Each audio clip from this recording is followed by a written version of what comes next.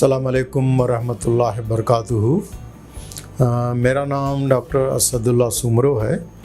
मैं यहाँ Altamash general hospital में माहिर अमराज़ क़ल्ब और हार्ट फेलियर स्पेशलिस्ट हूँ। जिस तरह से मुख्तलिफ़ किस्म के जैसे वर्ल्ड हार्ट डे या पिछला महीना जो था वो कैंसर की ब्रेस्ट कैंसर की अवेयरनेस के लिए पूरा महीना था, तो इस तरह से नवंबर का महीना खुसूसन ये 14 नवंबर को वर्ल्ड डायबिटिक डे मनाया जाता है। और इस साल भी पाकिस्तान में बड़े जोश व खरोश के साथ इस दिन को मनाने की तैयारियां कर रहे हैं। और इस साल की थीम जो है वो डायबिटीज़ एंड वेलबींग है। और ये थीम इतनी अहम है अपने लिहाज से कि ये सिर्फ 2024 के लिए नहीं, लेकिन अगले 3 साल तक सेम इसी थीम को जो है उन्होंने उसको कंटिन्यू रखा है। तो लिहाजा इस मर्ज़ के बारे में अवामुन्नास में आगाही और शऊर बेदार करने के लिए मुख्तलिफ़ अस्पतालों में और मुख्तलिफ़ जगहों में फार्मास्यूटिकल इंडस्ट्री से रिलेटेड या पाकिस्तान कार्डियक सोसाइटी है, वो सब लोग या वर्ल्ड डायबिटिक फेडरेशन है, पाकिस्तान डायबिटिक फेडरेशन है, तो हर जगह ये डायबिटीज़ की अवेयरनेस के लिए इस किस्म के प्रोग्राम किए जाते हैं। डायबिटीज़ एक नाम के लिहाज से तो वो मीठी है, लेकिन उसके जो जितने भी असरात और वो बड़े इंतहाई कड़वे और कसीले जो हैं वो, यानी उसकी कॉम्प्लिकेशंस जो हैं, जिस्म की कोई ऐसी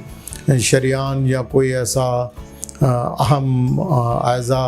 महफूज नहीं है जो डायबिटीज़ से बचा हुआ हो। इस वक्त दुनिया में तकरीबन 537 मिलियन लोग जो हैं वो डायबिटीज़ की बीमारी में मुब्तला हैं। और पाकिस्तान में 33 मिलियन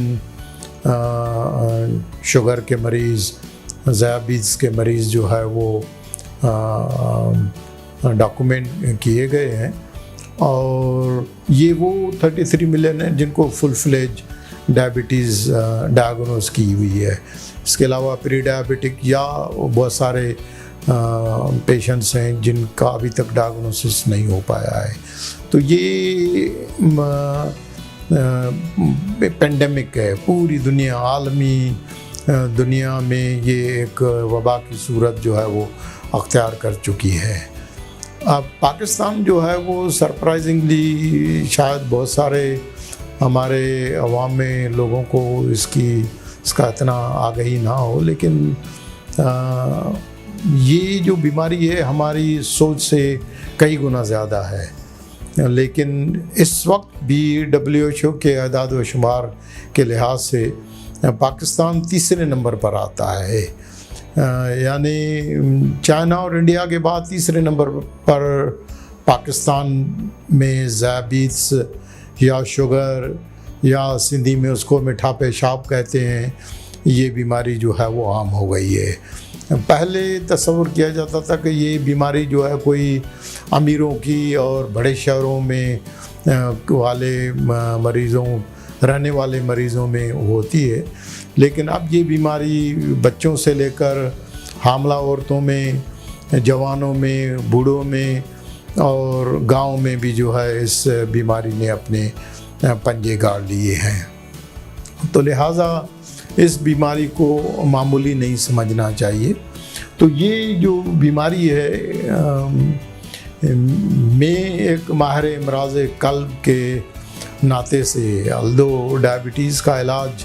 ज़्यादातर डायबिटीज़ और एंडोक्राइनोलॉजी से शोबे से ताल्लुक़ रखने वाले डॉक्टर्स या जनरल फिजिशियंस उसका सही तरह से और अच्छे तरह से डायबिटीज़ की तशख़ीस और इलाज कर सकते हैं। और लेकिन डायबिटीज़ का दिल की बीमारी के साथ इतना गहरा एक ताल्लुक़ है, तो मेरी ख्वाहिश है कि काश मैं भी डायबिटीज़ में एक तजुर्बा हासिल करके और अपने मरीज़ों को इस किस्म की डायबिटीज़ के बारे में जो है वो, लेकिन आज का जो फोकस हमने रखा है कि क्योंकि डायबिटीज़ और दिल का बहुत गहरा ताल्लुक़ है। अब कोई, क्योंकि डायबिटीज़ जिस्म की पूरी शरीयानों को, चाहे माइक्रोवेस्कुलर यानी छोटी शरीयानें हों या मैक्रोवेस्कुलर जैसे बड़ी शरीयानें हैं, अब दिल की जो शरीयानें वो मैक्रोवेस्कुलर में आ जाती हैं। तो सबसे ज़्यादा डायबिटीज़, स्पेशली डायबिटीज़, क्योंकि डायबिटीज़ की दो किस्में हैं, डायबिटीज़ टाइप 1 और टाइप 2। 90% लोगों में टाइप 2 डायबिटीज़ होती है और उसमें कोई 30% मरीज़ यानी सबसे ज़्यादा जो डायबिटीज़ है वो दिल को जो है वो मुतासर करती है। तो इसलिए मैंने इसको जो है वो नाम दिया है कि टेनरी डायबिटिक हार्ट सिंड्रोम, इसलिए कि ये कोई एक बीमारी नहीं है, ये एक मुख्तलिफ बीमारियों का मजमुआ है। लेकिन सिर्फ गल्ब को ही, हार्ट को ही सिर्फ देखा जाए तो हार्ट को ही ये कोई 3 तरह से जो है वो हार्ट को ये डायबिटीज़ मुतासर करती है। नंबर 1 पर जो है वो ये जिस तरह से मैंने बताया कि जिस्म की दूसरी शरीयानों को, तमाम शरीयानों को जो है वो ये सोजिश पैदा करती है और मुतासर करती है और उनमें ब्लॉकेज पैदा करती है। लेकिन जो दिल की शरीयानें हैं वो सबसे ज़्यादा मुतासर होती है। तो दिल की शरीयानों जिसको हम एथेरोथ्रोम्बोटिक यानी डायबिटीज़ की वजह से एथेरोथ्रोम्बोटिक कोरोनरी आर्टरी सिंड्रोम्स जो हैं वो सबसे ज़्यादा जो है वो कॉमन है। दूसरे नंबर पर ये डायबिटीज़ फिर दिल का जो गोश्त है, दिल के जो पट्टे हैं, उन पट्ठों को जो है वो कमज़ोर करती है। उसके मुख्तलिफ मैकेनिज़म्स हैं, जब हम इस टॉपिक पर डिस्कस करेंगे तो उसको डिटेल में फिर बात करेंगे, जिसको हम डायबिटिक कार्डियोमायोपैथी कहते हैं। अब डायबिटिक कार्डियोमायोपैथी की डेफिनेशन ये है कि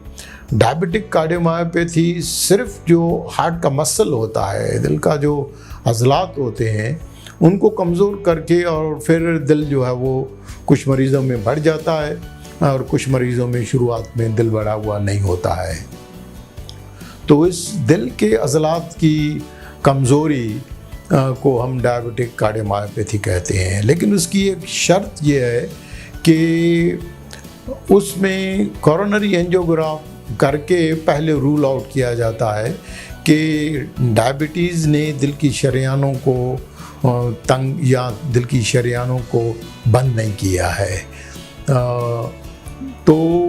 ये जो डायबिटिक कार्डियोमायोपैथी है उनकी दिल की शरीयानें या तो नॉर्मल होती हैं या दिल की शरीयानें जो हैं वो उनमें कम डिज़ीज़ होती है, मामूली डिज़ीज़ होती है। और दूसरा ये कि फिर हम हार्ट के मुख्तलिफ टेस्ट करके और पता करते हैं कि ऐसे मरीज़ों को जब हम डायबिटिक कार्डियोमायोपैथी जिनको कहते हैं तो फिर उनमें हाइपरटेंशन भी नहीं होना चाहिए, क्योंकि हाइपरटेंशन से भी दिल के पट्टे कमज़ोर होते हैं, तो उसको भी रूल आउट करना पड़ता है। दिल के वेल्स की बीमारियां होती हैं तो दिल के वेल्स की बीमारियों को भी रूल आउट करना पड़ता है कि वेल्स की कोई बीमारियां नहीं हैं। दिल की पैदाइशी बीमारियां होती हैं या दिल की झिल्ली बाहर पेरिकार्डियल डिजीज़ होती हैं या एरिथमियाज होती हैं, तो उन सबको रूल आउट करना पड़ता है। जब ये सारी चीज़ें नहीं होती या वो मामूली होती हैं तो फिर ऐसे मरीज़ों को हम डायबिटिक कार्डियोमायोपैथी कहते हैं। और जो तीसरे नंबर पर जिसको हम diabetic autonomic cardiovascular autonomic neuropathy, केन जिसको हम कहते हैं। इस केन के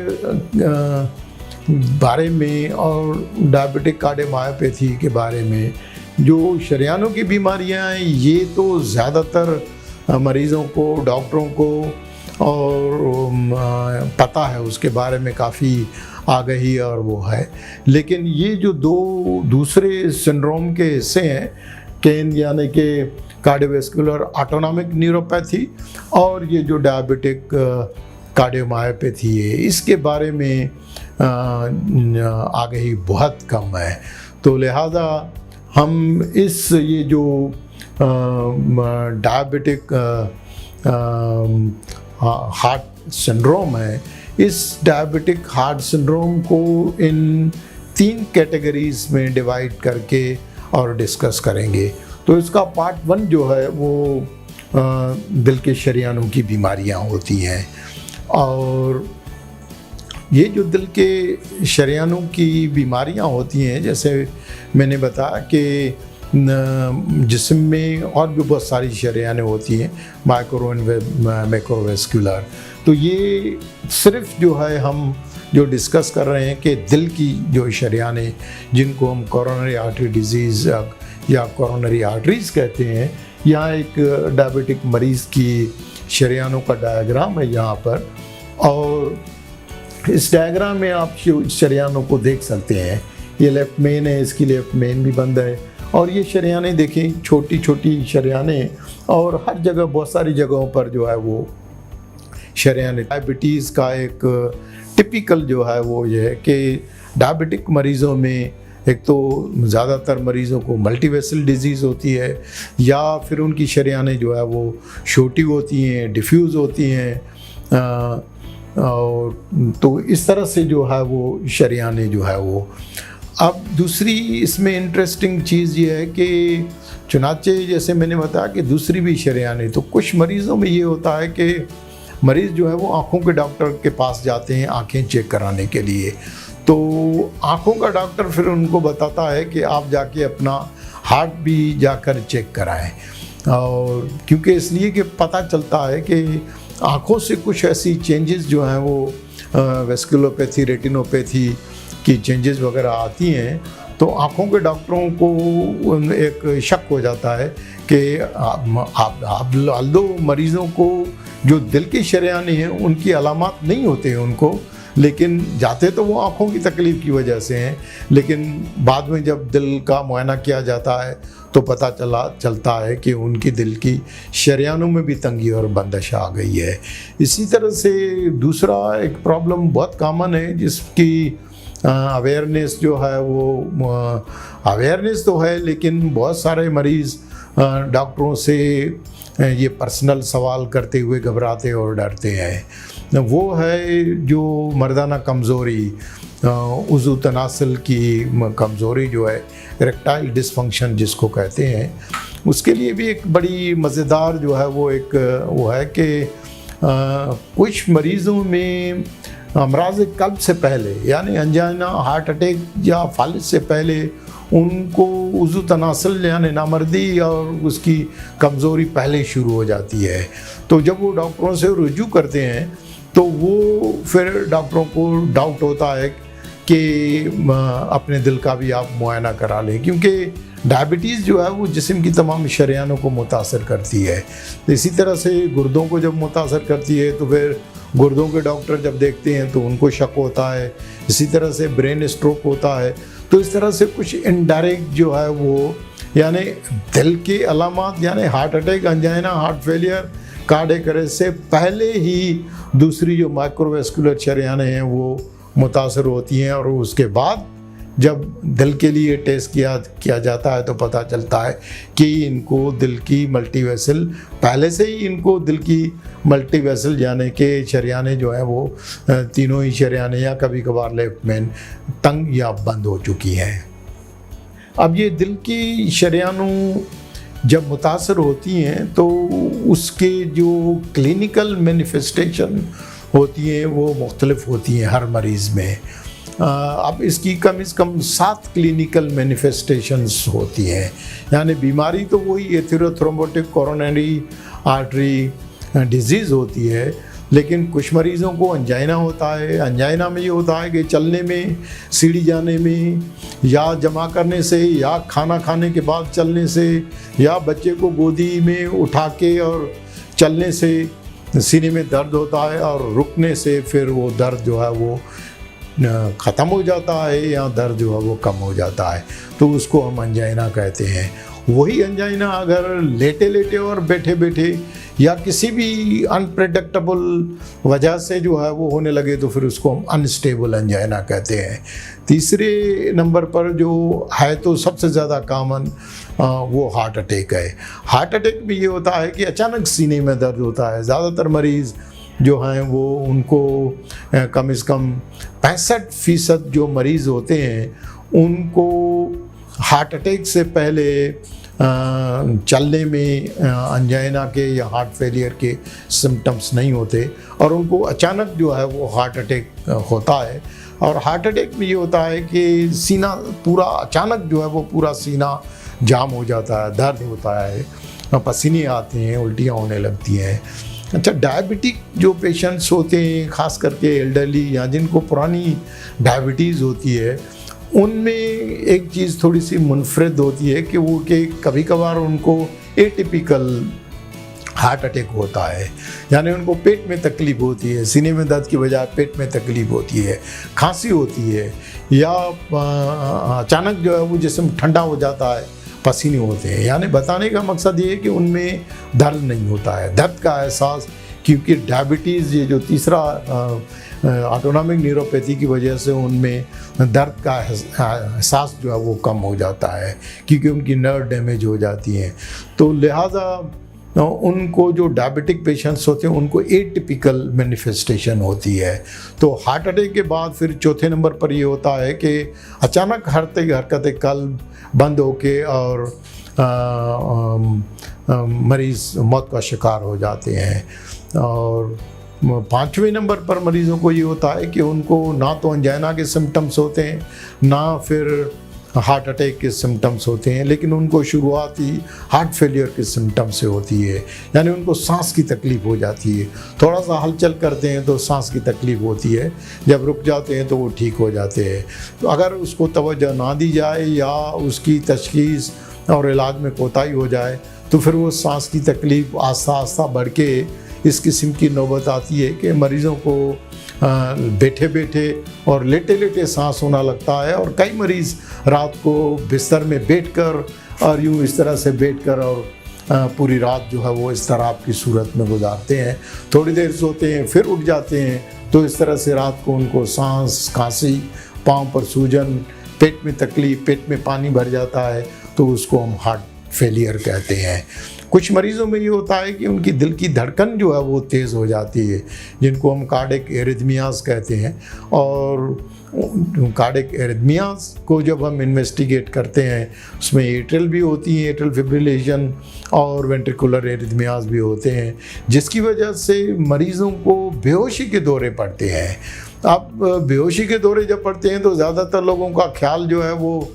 शुगर कम होने की तरफ जो है वो जाता है, तो वो समझते हैं कि शुगर की कमी की वजह से उनको बेहोशी के दौरे पड़ते हैं। लेकिन जो डायबिटिक पेशेंट्स होते हैं उनकी शरियानों में प्रॉब्लम्स की वजह से उनको एरिथमियाज़ होती हैं, और उन एरिथमियाज़ की वजह से उनमें बेहोशी के दौरे पड़ते हैं, और उसका इलाज करने से वो बेहोशी के दौरे जो है वो ख़त्म हो जाते हैं। और कुछ मरीज़ों में ये होता है कि ये सारी अलामात नहीं होते हैं और वो अचानक मौत का शिकार हो जाते हैं, यानी रात को खा पी के आराम से सोते हैं या ऑफिस में बैठे हुए होते हैं, कोई किसी किस्म की कोई अलामत नहीं होती, यानी पिछले 24 घंटे के अंदर उनको कोई भी हार्ट से रिलेटेड कोई अलामत नहीं होती हैं, और वो अचानक जो है वो मौत का शिकार हो जाते हैं। और चुनांचे हमारे जैसे मुल्कों में पोस्टमार्टम एग्जामिनेशन नहीं होता तो हम प्रिज्यूम कर लेते हैं कि इसको हार्ट अटैक हुआ, उसको हार्ट फेलियर हो गया। तो मुख्तलिफ लोग मुख्तलिफ नामों से उसको पुकारते हैं, लेकिन साइंटिफिक तरीके से अगर उसको देखा जाए तो उसको हम सडन कार्डियक डेथ कहते हैं कि अचानक जो है वो उनका मौत हो जाता है, जबकि उनकी जो प्रॉब्लम होता है वो शरेयानों में होता है। ख़ास करके ये जो लेफ्ट मेन शरेयान है, इस लेफ्ट मेन शरेयान में अगर अचानक ओक्लियन हो जाए तो ये मरीज़ जो है वो बिस्तर में ही नींद के दौरान ही मौत का शिकार हो जाती है।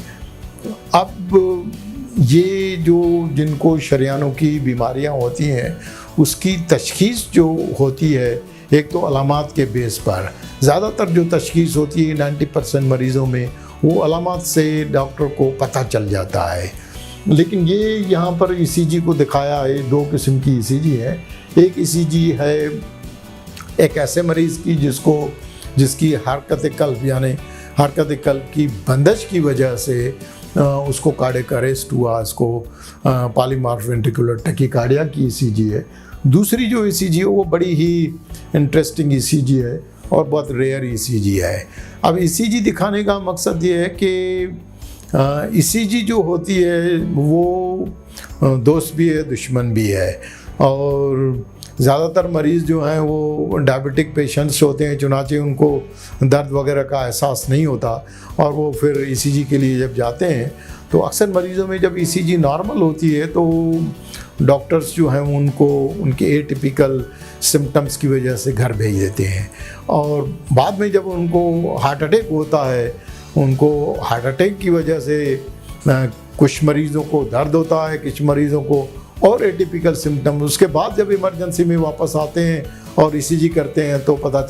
चलता है कि उनको हार्ट अटैक हुआ है। तो उसके बाद फिर उनको जो है वो कैथ लैब में ले जाके और उनकी एंजियोग्राफी करके और प्राइमरी एंजियोप्लास्टी की जाती है।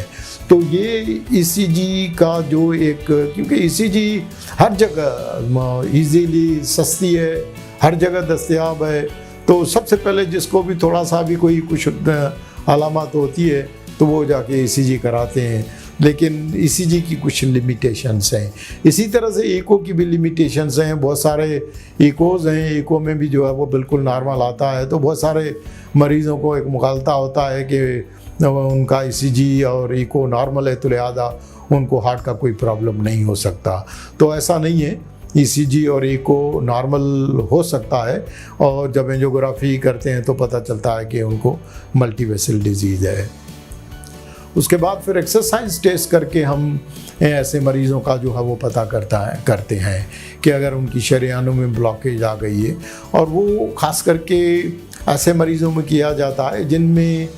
टिपिकल अलामात अगर नहीं है, डायबिटिक पेशेंट्स हैं और उनको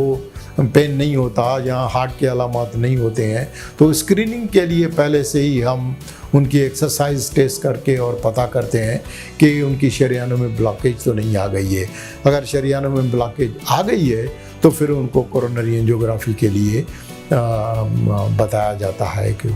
इसके अलावा अब सिटी कोरोनरी कार्डियक एमआरआई और बहुत सारी चीज़ें जो हैं वो आ गई हैं, लेकिन गोल्ड स्टैंडर्ड अभी भी कोरोनरी एंजियोग्राफी है। और कोरोनरी एंजियोग्राफी से ये है कि तमाम शरेयानों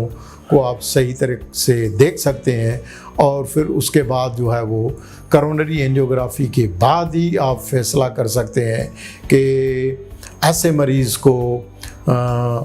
दवाओं के ज़रिए इलाज किया जाए, एंजियोप्लास्टी के ज़रिए शरेयानों को खोला जाए, या बाईपास ऑपरेशन किया जाए। यहाँ पर एक चीज़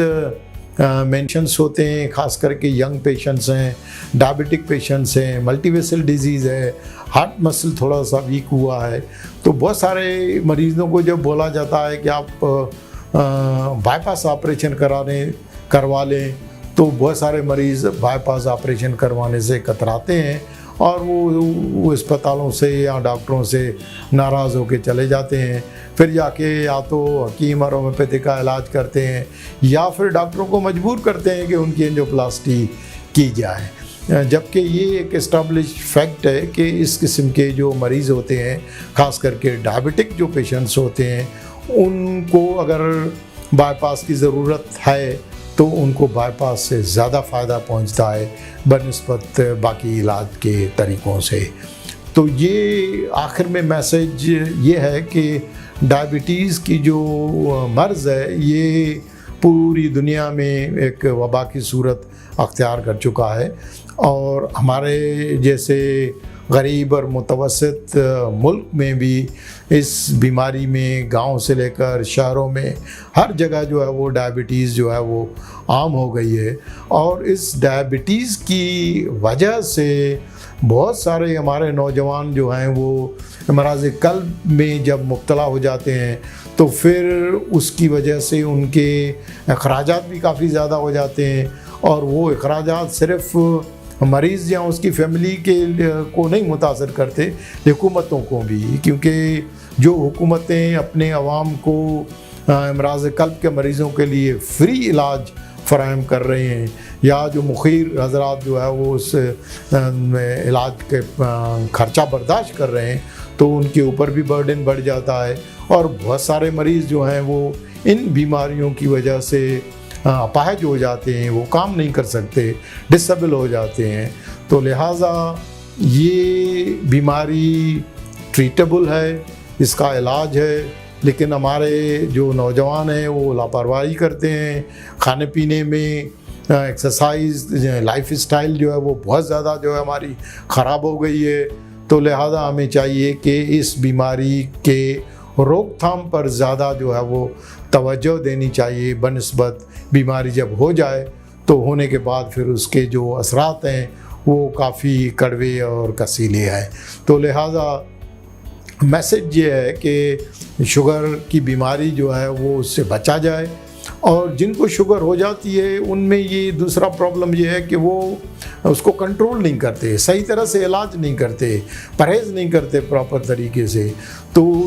उनकी जब शुगर कंट्रोल में नहीं रहती, क्योंकि जिन मरीज़ों को डायबिटीज़ है और उनकी शुगर कंट्रोल में नहीं होती तो फिर ये इस किस्म की शरियानों में तंगी और बंदिश, हार्ट अटैक, कार्डियक अरेस्ट, दिल के गोश्त की कमज़ोरी, फालिज और आँखों की बीनाई, गुर्दे, अचानक गुर्दे जो है वो ख़राब हो जाते हैं, डायलिसिस की नौबत आ जाती है, और आखिर में ये कि टांगे कटने की नौबत आ जाती है और लोग जो है वो अपाहिज हो जाते हैं। तो लिहाजा अपनी शुगर को कंट्रोल में रखा जाए, और शुगर को कंट्रोल करने के दो ही तरीके हैं जो सस्ते भी हैं, उनका ख़र्चा भी नहीं है, वो है एक्सरसाइज और खाने पर कंट्रोल। जब तक आप खाने पर कंट्रोल नहीं करेंगे, सोच समझ के खाना और नहीं खाएंगे और एक्सरसाइज नहीं करेंगे तो आपकी शुगर जो है वो कंट्रोल नहीं होगी। जब शुगर कंट्रोल नहीं होगी तो फिर आपको ये अमराज़ क़ल्ब की वबाओं और अमराज़ शरियानों की जो मुख्तलिफ़ वबाएँ हैं उनसे फिर सामना करना पड़ेगा। मैं यहाँ अल्तमश जनरल हॉस्पिटल में सुबह और शाम को क्लिनिक करता हूँ। अगर आपको इन बीमारियों के मुतालिक किसी किस्म की कोई कंसल्टेशन करनी हो तो आप अल्तमश जनरल हॉस्पिटल में कभी भी फ़ोन करके और अपॉइंटमेंट लेके दिखा सकते हैं।